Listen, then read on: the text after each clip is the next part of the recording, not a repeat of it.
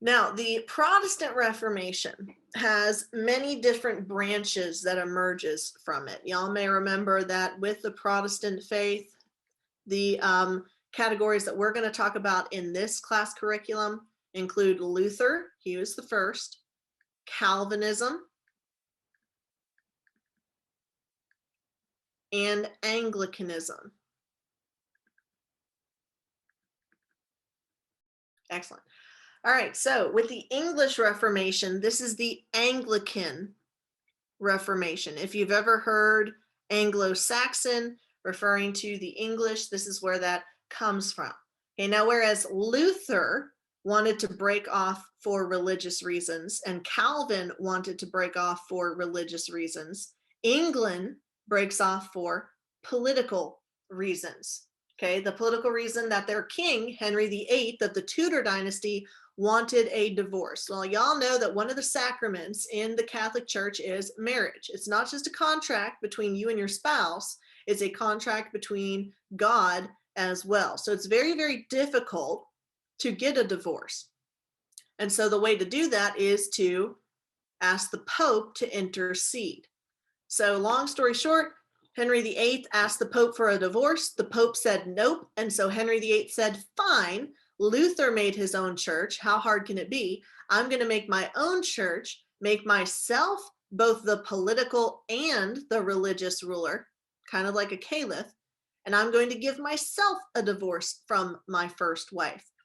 Okay, but he doesn't settle with just a second wife. He's eventually going to have married 6 different women during his lifetime. Now, it's not polygamy because he doesn't marry all of them at the same time, okay, but he is going to work very quickly through his wives. Okay, so even though he has 6, we're really only going to learn about the first 3 because they're the 3 that give him children, and therefore they're the ones who are going to inherit the throne. So his first wife was Catherine of Aragon from Spain. Now, he wasn't supposed to marry Catherine. Catherine was supposed to marry his older brother. But after Catherine and his older brother got married, his older brother died. Okay, now in order for a marriage to count in the eyes of the church, you have to consummate that marriage, which is a fancy way of saying you have to have sex. Okay, so Catherine claimed that she and her husband, Henry's brother, had never consummated the marriage. She was still a virgin, therefore she could still be married. And so Henry's dad is like, well, we've got a perfectly good princess here. I don't want to have to recreate a new treaty with Spain, because remember, marriage wasn't based on love back then. It was based on political contracts. So he said, fine, I've got another son, the next in line to be the King of England, so I'll marry them off. And the Pope said, that's okay, it's not weird that you're marrying your brother's widow. Okay, so he marries Catherine Catherine of Aragon, and she has 5 children, but only one of them survives, and that's Mary. But Mary's a girl, if you couldn't tell from the name. Okay, and in this patriarchal society, males take precedent over females. So Henry really wanted a son. He wanted a prince to become the future king of England. Well, Catherine got too old to have any more children. She was going through menopause, and so he was out of options. Okay, until she died, he couldn't have any more heirs. Well, Henry VIII was cheating on Catherine at the time with Anne Boleyn, which back then it's fine for a king to cheat on his queen, but a queen absolutely cannot cheat on her king because of the issues of inheritance. Okay, how do you know if that child is his if the queen has multiple partners, right? And so he's cheating on Catherine with Anne Boleyn while Anne gets pregnant. Now, they don't have ultrasounds back then. They can't be like, oh, well, it's definitely a boy or definitely a girl. So it's a 50-50 chance. Well, he figures that if Anne has that child and they're not married, that child will be a bastard, which means they cannot inherit the throne, right? So if he wants this child, and hopefully it's a boy, that's what he's gambling on. If he wants this child with Anne Boleyn to ever rule England, then he needs to marry her. Well, he can't be married to 2 different people at once. And so that's why he asked the Pope for a divorce. The Pope says nope. He starts his own church. He divorces Catherine anyway. And he's on his second wife, Anne. Well, unfortunately for him, Anne had a girl, Elizabeth. But no big deal, right? Anne is young. She can continue to have children. He can just keep having children with her until she has a son. Well, Anne had some similar miscarriage issues like Catherine had before her. Now, she had already been losing Henry VIII's interest, and so she knew that by losing this son that she had been carrying, that did not put her in a great position. And so she tried to pull a sneaky. She said, well, I've lost the baby, but he doesn't need to know that. All I've got to do is get pregnant again without him knowing that I've gotten pregnant with somebody else. Well, she can't trust just anybody. So who does she turn to get pregnant again secretly?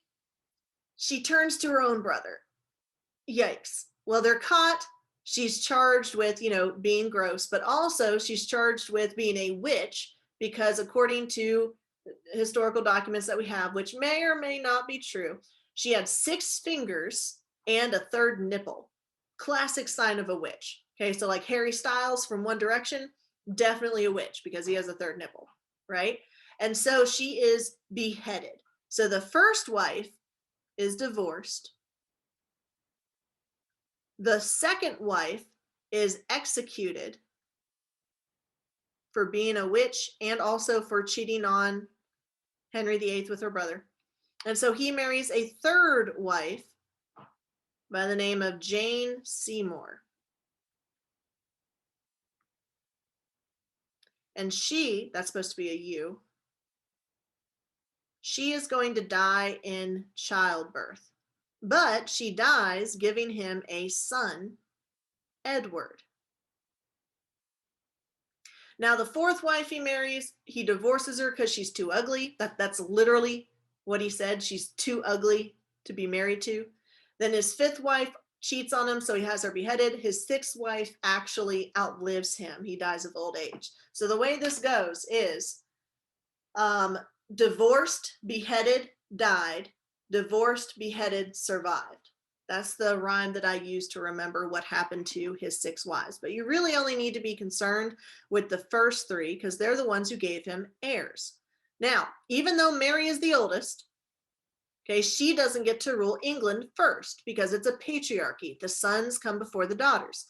So Edward, after Henry VIII dies, is going to be crowned as Edward VI. But he is going to die young. He is going to die before he gets married or has any children. So now who does the throne go? Well, the next oldest in line is Mary. So she's going to become Mary the First.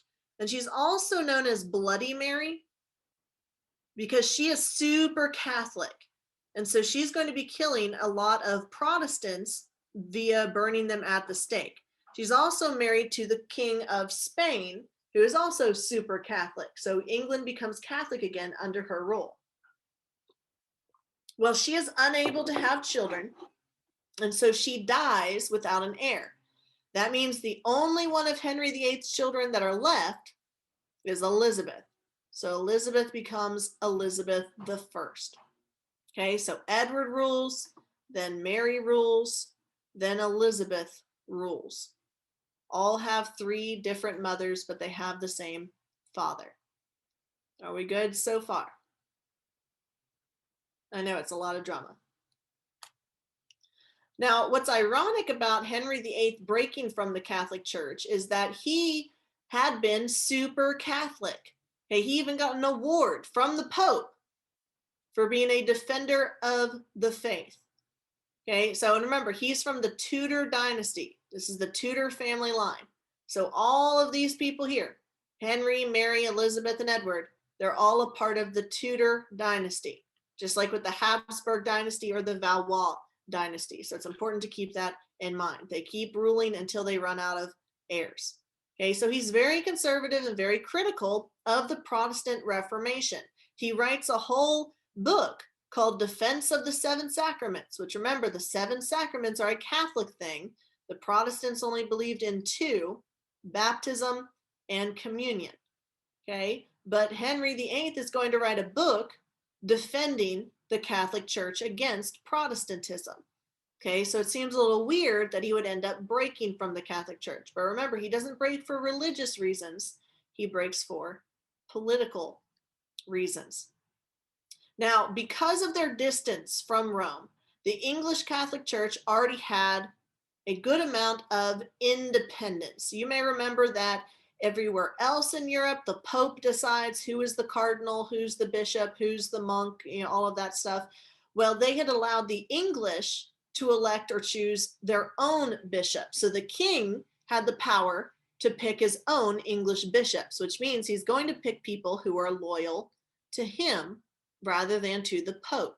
In contrast, the French didn't get that right until right up until the Protestant Reformation. So England is already pretty independent from the Catholic Church when the Protestant Reformation takes place. Are we good so far? And y'all remember, all of this typed information is in your Cornell notes. You should be adding what I'm talking about. So his first wife and his first child. He was married to Catherine of Aragon, who was a Spanish princess, who had originally married his brother, and then his brother died. So this is his sister-in-law slash wife. Well, she had 5 children, but only one, Mary, survived. Okay, so a princess. Now she was betrothed, and betrothed just means promised in marriage, to the Prince of France. That's what Dauphin means.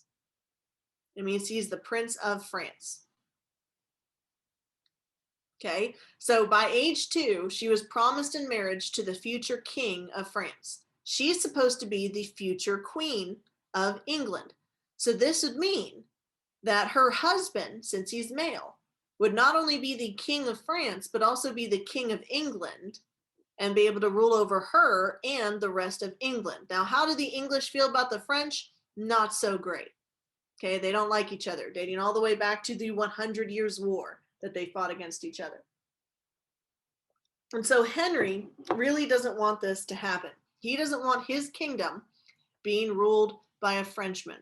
Okay, but remember, marriages are political contracts. So it's not like Mary is like, oh, but I love him. It's because she's a princess, he's a prince. That's how it's supposed to go down. Okay, in order to prevent this from happening, he needs a son. Because if he has a son, then Mary never becomes queen. Okay, because his son, even though his son would be younger than Mary, would take the throne before she did. Hence him wanting a divorce. So what's his reasoning behind asking for this divorce? Well, he claims that there's religious reasons. He believes that God is punishing him for marrying his sister-in-law. Now keep in mind, the Pope, before he got married to Catherine, said it was okay. So according to the Catholic Church, whatever the Pope holds on earth, then God will uphold in heaven. So this argument about, oh, God is punishing me because I married my sister-in-law, that doesn't really stand up to scrutiny in the Catholic Church. But he's using this as a political motivation to divorce Catherine because he's already knocked up Anne Boleyn. Now, an annulment is kind of like a divorce. Okay, Britney Spears got one against her second husband, who she had only been married for like 24 or 48 hours or something. Okay, this annulment, okay, would say that he and Catherine had never been married.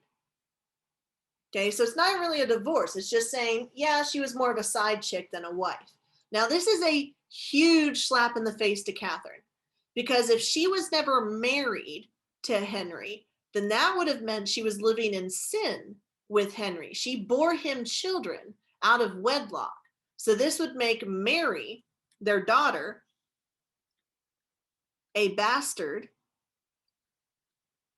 meaning she had no claim to the English throne. It would also make Catherine of Aragon an adulteress.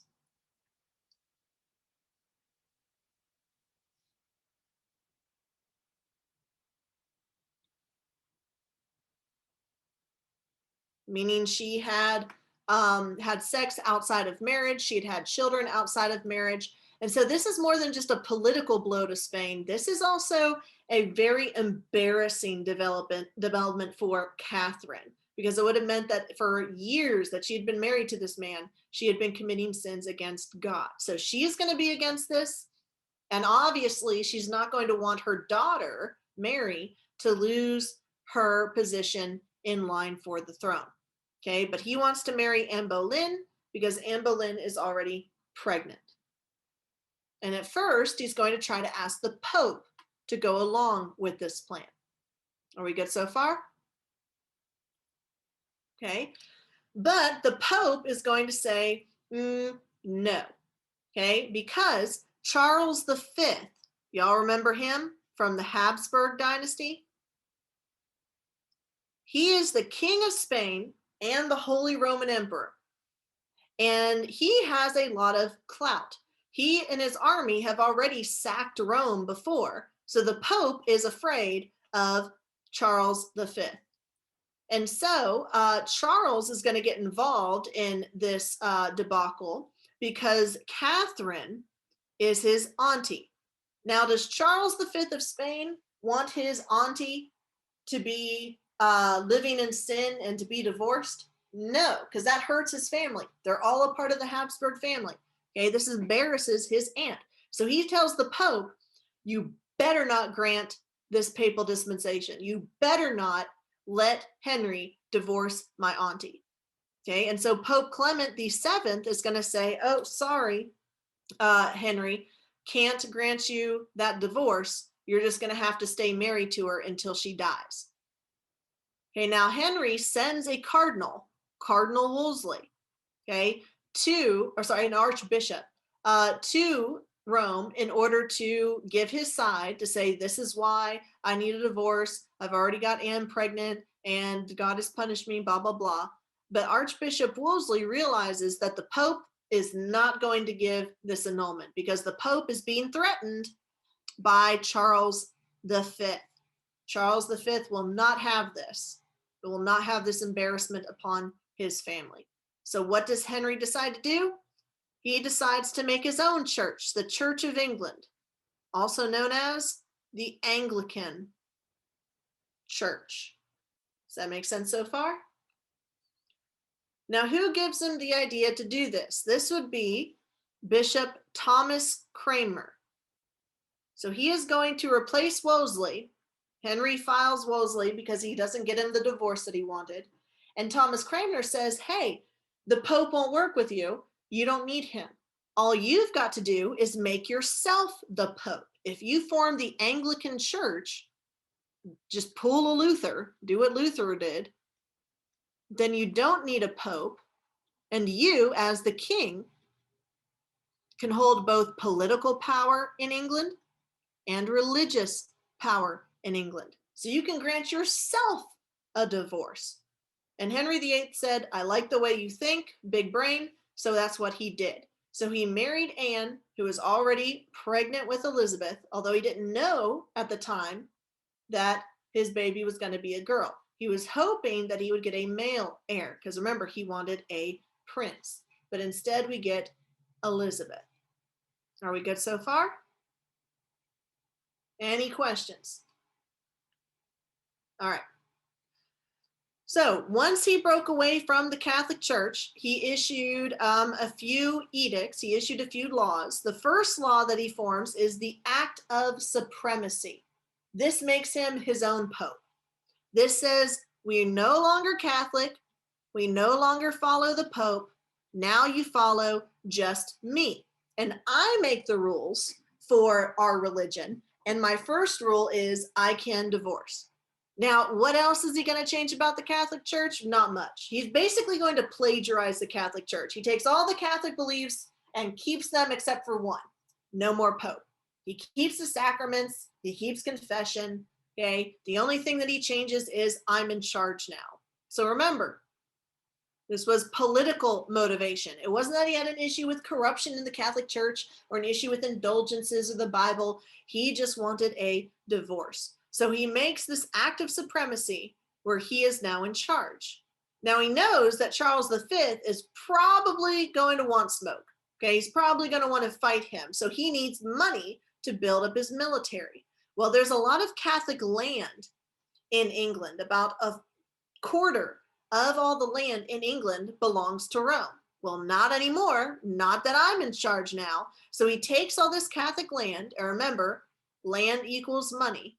And he takes all the money that these churches are collecting through tithes, and he redirects it to build up his military, because he knows that other Catholic nations, especially his ex-wife's nephew who rules Spain, aren't going to be too happy about this development. Okay, so he gets all this money, builds up his military forces, and puts himself in charge. He's also going to issue the Act of Succession, saying, hey, English people, here's a memo with all the changes. I'm in charge now. Since I'm in charge, you need to take an oath of loyalty to me, meaning you need to promise that you're not going to follow the Pope. The Pope, no longer in charge. You have to give up Catholicism. Now, loyal Catholics, devout Catholics, are not going to take this oath. And if you refuse to take this oath, then you're committing treason against the king. And the punishment for treason, just like with heresy, is death. This is supposed to be an O, treason. Okay? And so one of his head bishops, Thomas More, is going to refuse to take the oath required by the Act of Succession, and he is going to be beheaded for that. So Catholics get the memo. We need to either follow the king or the Pope. And if we follow the Pope, we need to get out of town. We need to move somewhere else that is Catholic so we can be safe. Otherwise, we're going to be beheaded for treason. Does that make sense so far? All right. Now, Anne Boleyn isn't going to be his wife forever. Like I said before, she is executed. So the way we remember this is divorced, beheaded, died in childbirth, divorced, beheaded, survived. And what you'll notice is that many of his wives were named Catherine. His first one was Catherine, his fifth one was Catherine, and his sixth one was Catherine. So like 50% of all of his wives were named Catherine. And he divorces 30% of them, he kills 30% of them. Okay, so he doesn't have an excellent track record when it comes to marriage. Okay, now Jane was his favorite because she gave him a son who is going to become the King of England when he becomes Edward VI after Henry's death. Now, once he moves on from Jane Seymour, he marries Anne of Cleves, but he marries her without ever meeting her. He just sees this picture, and his advisors are like, hey, marry this lady. We need another political contract. And he's like, hey, she looks nice. Swipe right. Okay, but then she arrives, and he's like immediately like, okay, unmatched. Okay, because he sees her and he says that she's too ugly to be married to.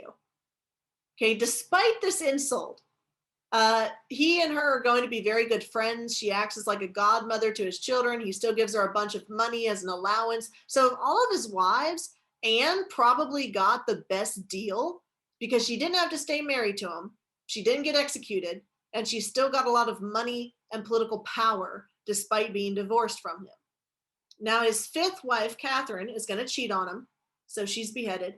His sixth wife, Catherine Parr, is going to be younger than him, and so he's going to die, and she's going to survive and be the Dowager Queen.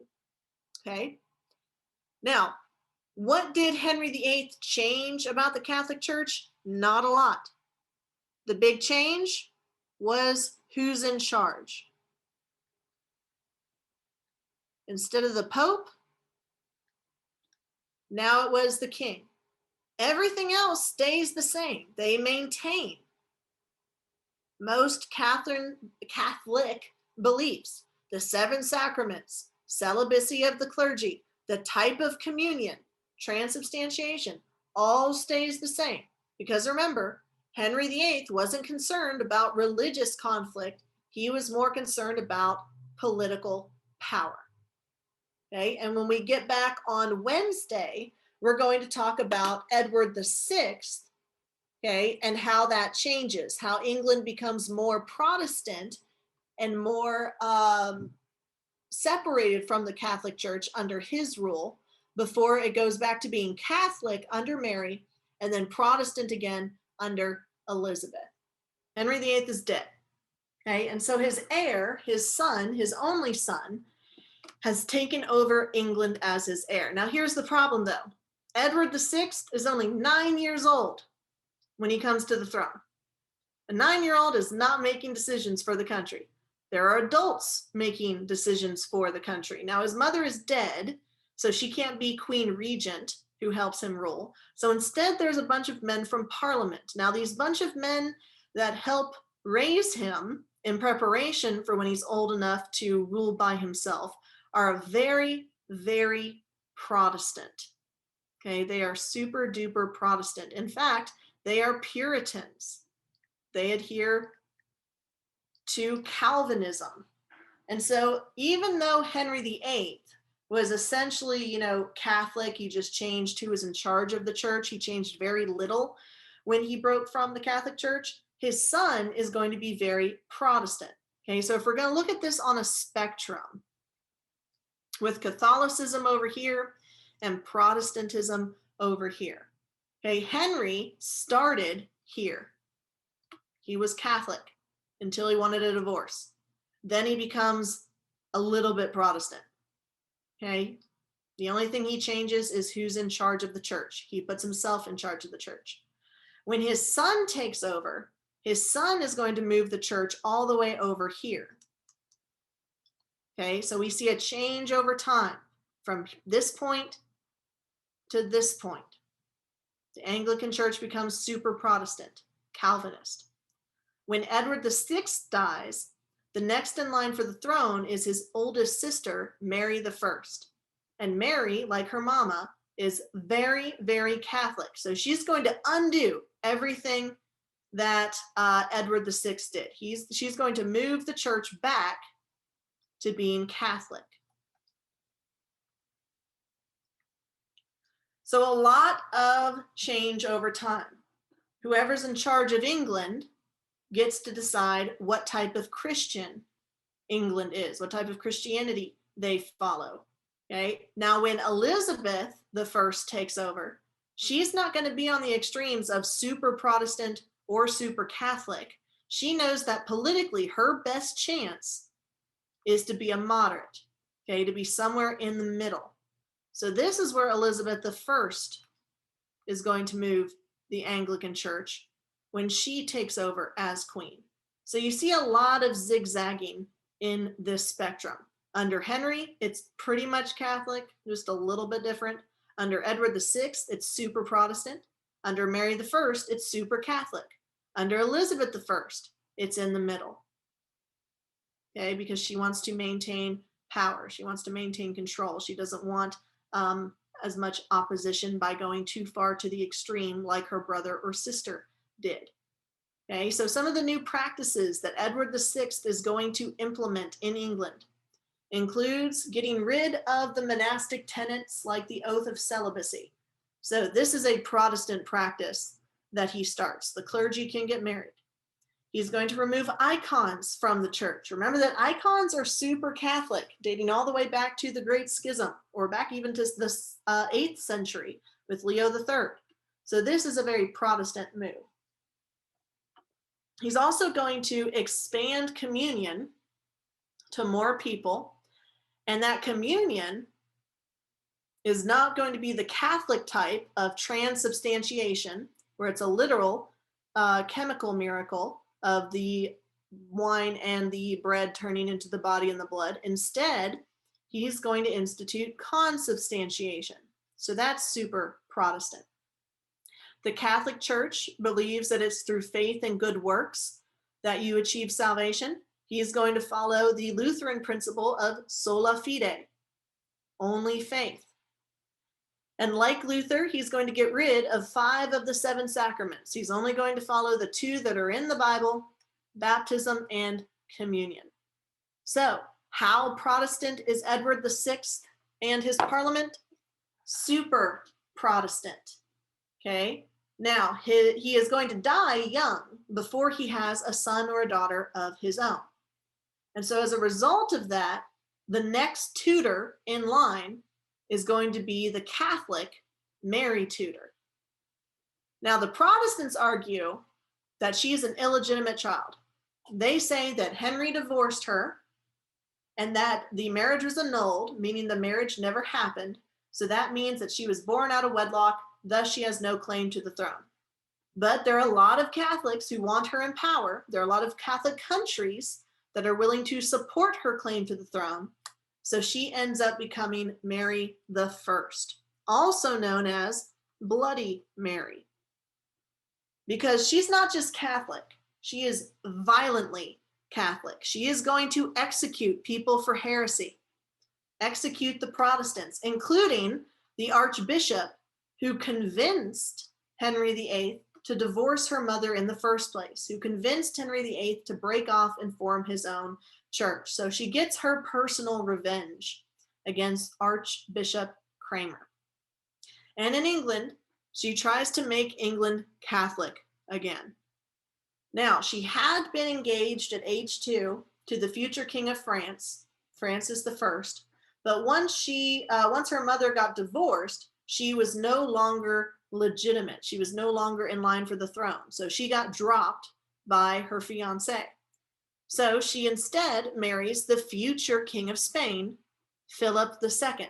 Now remember, how Catholic is Spain? Super Catholic. So you have the King of Spain and the Queen of England are both Catholic, and they're both ruling England. Remember, she's a woman, and in the patriarchy, her husband has authority over her. So even though she's the Queen of England, Philip II, okay, has authority over her. So England becomes super, super Catholic. She gets rid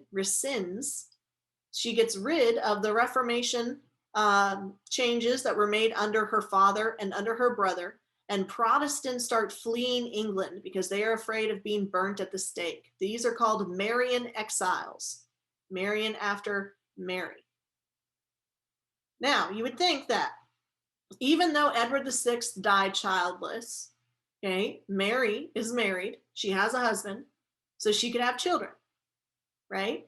Well, one day she finds out she's pregnant.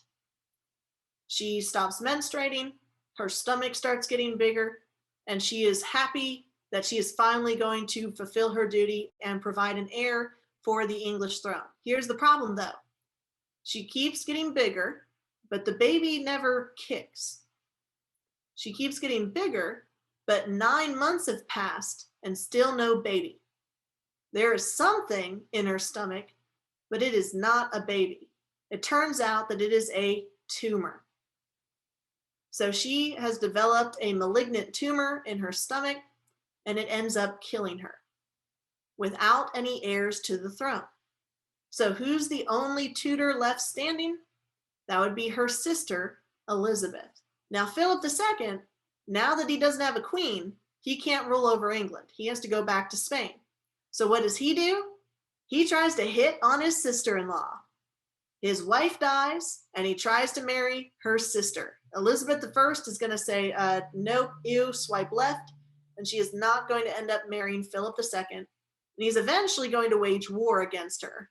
And we'll get to that near the end or the middle of her rule. So Mary is dead. The only one of Henry's children who's still alive is Elizabeth. So she becomes Elizabeth I and rules for about half a century. Now, unlike her sister, she never gets married. This is why she's called the Virgin Queen. Virginia is going to be named after her because of this nickname. Now, does this mean that she actually was a virgin for her entire life? There are sources that say no, she may have had some lovers on the side, but because she never married, she can never have a legitimate heir to the throne. So she never has a child. So her line, the Tudor line, is going to die with her. Okay, Henry VIII had 3 children, but none of those children have children. And so his family name is no longer going to be in charge of England. Now, the Catholics are going to be really pissed when Elizabeth I comes to power because they say that the divorce against Catherine never happened, that Elizabeth was born out of wedlock because that wedding, that marriage between Anne and Henry VIII was never legitimate. So they claim that she has no claim to the throne, but she ends up winning out. And they also don't like her, not only because they claim she's illegitimate, but because of what religion she follows. She is Protestant. Okay. And so they don't want to lose their hold on England. England has been Catholic under Mary. Now they have new management and they know it's going to become Protestant. Now, y'all may look at this picture of her and think, why is she so pale? Well, when she was younger, Elizabeth I contracted smallpox. Now, it didn't kill her, obviously, but smallpox does scar your skin. Those pustules that we saw back when we covered it with the Aztec, they leave deep holes, like trenches, in her face. And so for the rest of her life, she covers her face with thick layers of white makeup. Now, the problem with this makeup is that it's poisonous. It has lead in it, high levels of lead, which is not good for your mental health and not good for your body. So she's not going to be cute. But does she need to be cute in order to get married? No, because remember, they're not marrying for love. They're marrying for power. And as the Queen of England, that's a lot of power. So she's going to have a ton of suitors throughout her life, tons of people vying for her hand in marriage.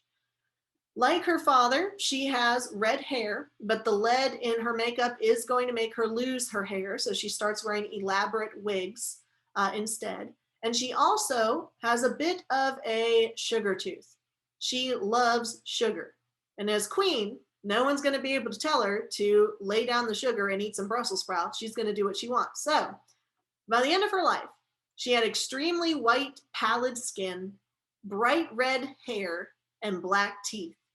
She's basically out here looking like Pennywise from the movie It. But still, that didn't stop people from wanting to marry her for her power. And she knew that they were only marrying her for her power. So in order to protect her power, in order to make sure that no man could ever rule over her as the Queen of England, she refused to get married. Okay, so she's very, very concerned with keeping her political power. Thus, she was a politique. She believed that the political outweighed the religious. And so she wanted to be a moderate. Even though she's very Protestant, she doesn't want to punish Catholics like her sister punished Protestants. If she wants to stay in charge and not get overthrown, she knows that she has to walk that middle ground between Protestantism and the Catholics. Now remember, there are extremists on both sides. You have the Puritans, who are super Protestant, and you have the Catholics, who want her dead. She is going to try to find the middle ground between them so that she can stay in power for as long as possible. Now, the Puritans are going to be really ticked off with her. They're like, you're Protestant, why won't you reform the church? And so they are going to migrate to the New World. So this is where we get the influence of Protestantism in the original 13 British colonies, including Virginia, which eventually becomes the United States. So whereas Canada is Catholic, Mexico is Catholic, South America is Catholic, the US is going to be strongly Protestant. It's because the Puritans and the Pilgrims come over to Plymouth Rock in Massachusetts Bay because they believe that Elizabeth is not purifying the church. They don't like that she's in the middle. So she's not going to make them happy. And she's not going to make the Catholics happy because they still hate her. But the majority of England is somewhere in this middle. So she's making the majority happy. Does that make sense so far? So what did she change about the Anglican Church? Well, as a moderate, she issued the Elizabethan settlement. This means that if you're a subject of England, you need to go to the Anglican Church every week. If you don't go to church, they will find you. They will find you and say, are you sick? Are you dying? Are you out of town? Like, why weren't you in church on Sunday? And if you don't have a legitimate excuse, like I was deathly ill, I had smallpox or something like that, they're going to fine you. They're going to charge you a tax. So you have to go to the Anglican Church publicly. However, if you want to be Catholic at home, you can be Catholic at home. You can have a catechism. You can have a rosary. I'm not going to burn you at the stake because you want to be Catholic. But you do have to meet me halfway and go to my church each week. Because if you don't, you're disrespecting me and committing treason. So a lot of the practices that she implements in the Anglican Church are going to be very close to Catholic practices. For instance, she brings back the rule that clergy members cannot be married. Remember her that her brother had gotten rid of that rule. But she is going to make some changes that are more Protestant. For instance, services are no longer going to be in Latin. They're going to be in English. She issues a Book of Common Prayer for the Anglican Church. She does not reestablish monasteries or convents in England because that land belongs to her. That wealth belongs to her. So again, she's playing that middle ground as a politique. How do I make the most people happy without getting myself killed or without starting a coup? Does that make sense so far? But the Catholics, no matter what she does, they're going to hate her. They want her out of power. They want England to be Catholic again. Well, Elizabeth isn't married. She doesn't have any children. So they know it's only a matter of time before she dies. And once she dies, the next in line for the throne is her cousin Mary Stuart. Now, her cousin had married Francis I, who was supposed to be her sister's husband, okay, until they broke off the engagement. And so she was at one time the Queen of France. Mary of Scots was. But then her husband died and she had to go back to Scotland. So now she's just the Queen of Scotland. But she does have a son, James Stuart. Now, Mary, Queen of Scots, like Mary Tudor, is Catholic. So the Catholics know that when Elizabeth dies, this will be their queen. And they believe that she will make England Catholic again. Well, Elizabeth is living for such a long time. There's like, we need to speed this process up. Let's assassinate Elizabeth, okay, and put Mary on the throne. Now, killing a king or a queen is a big deal because of the European concept of divine right of kings. Under divine right of kings, God, who is all-knowing and all-powerful, the Christian God in this case, puts kings and queens in charge for a reason. It's all a part of God's plan. If you go against a king or a queen, or you kill a king and a queen, now if you kill them in battle, that's fine. That's normal. That just means that God sided with one monarch over the other. But if you execute a king or a queen, you're breaking the divine right of kings, because the kings and the queens do not report to people on earth. They report to God. Only God can judge them. So if you, as parliament or as humans, judge a king or a queen guilty of treason and you have them executed, then that is heresy. You are undermining the divine right of kings. And kings and queens really like the divine right of kings because it protects their bottom line. You can't kill me. You can't charge me with a crime because then you're going against God. So this protects them. But this is where this comes into play. When the Catholics try to assassinate Elizabeth I, there's evidence that Mary Stuart, Mary Queen of Scots, may have been helping them. Now, whether that's true or not, we'll never know. But there was evidence that suggested that Mary Queen of Scots was behind the plot. And so Elizabeth has her executed for treason. Remember that the punishment for treason is death. But no king or queen had ever before been executed by another king or queen. It brings into question this whole idea of divine right. How can you execute a divinely ordained queen for treason? So this is a huge political deal. Now, I cannot emphasize how important this event is. Because one, it sets a precedent. It starts a trend of, oh, we can kill kings and queens now for crimes. This is not the only queen. This is not the only monarch who is going to be executed by the government for treason.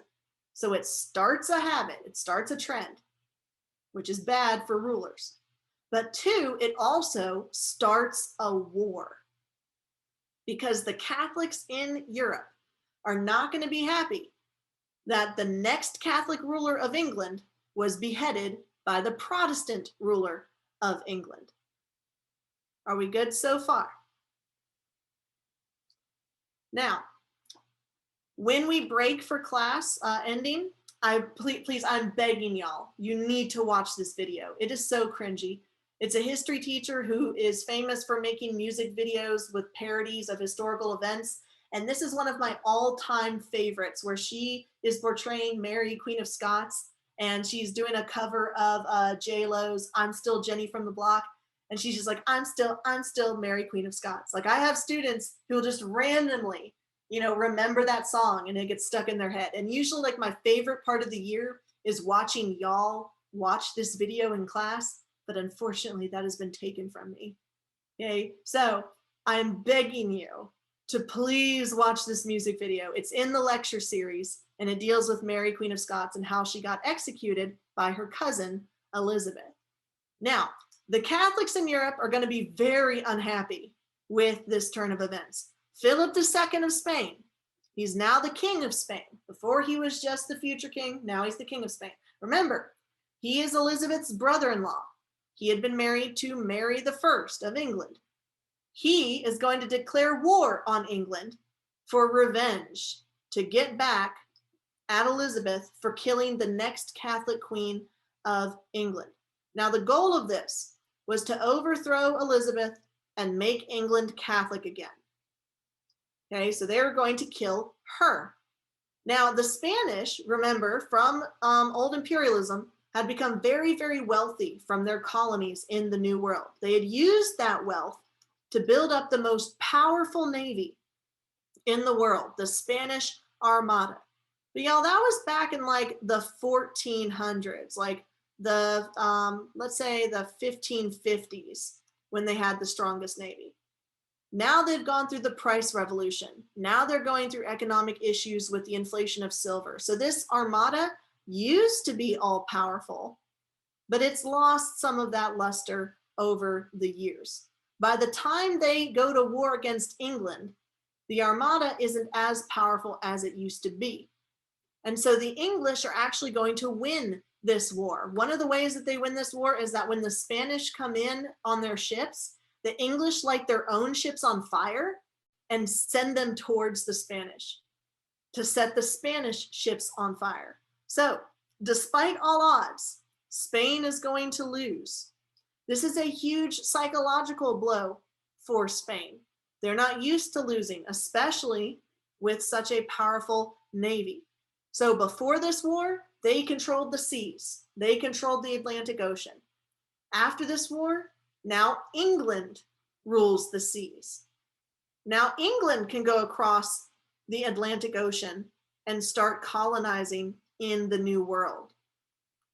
Start founding Jamestown and Virginia and those colonies for the Puritans.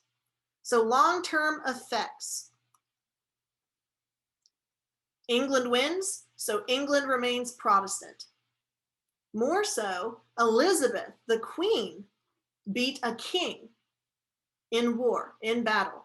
This is going to increase her clout. Okay, she's going to get a lot of favorable press for defending England against this invasion from the Catholics. So England is on the rise, Spain is on the decline. England stays Protestant, Elizabeth increases her power and her clout, and now England controls the seas with their navy after defeating the Spanish, and now they start colonizing in the New World on a much higher level. Another video that I want you to watch deals with this battle. Okay, the speech of Tilbury is when Elizabeth goes to the troops as they prepare for the Spanish to land. and she encourages them. Remember, the troops are like, oh my gosh, we're fighting the Spanish. This is going to be bad. She goes amongst them, clad in armor, and gives this rousing speech. She says, I may be a woman, but I have the heart and the stomach of a king, and a king of England too. So she says, we're English, we're going to kick their butts, and they end up kicking their butts. So in addition to watching the very cringy music video of Mary, Queen of Scots, I really want you to watch this video of this speech by Elizabeth I to her troops as they're about to fight the Spanish.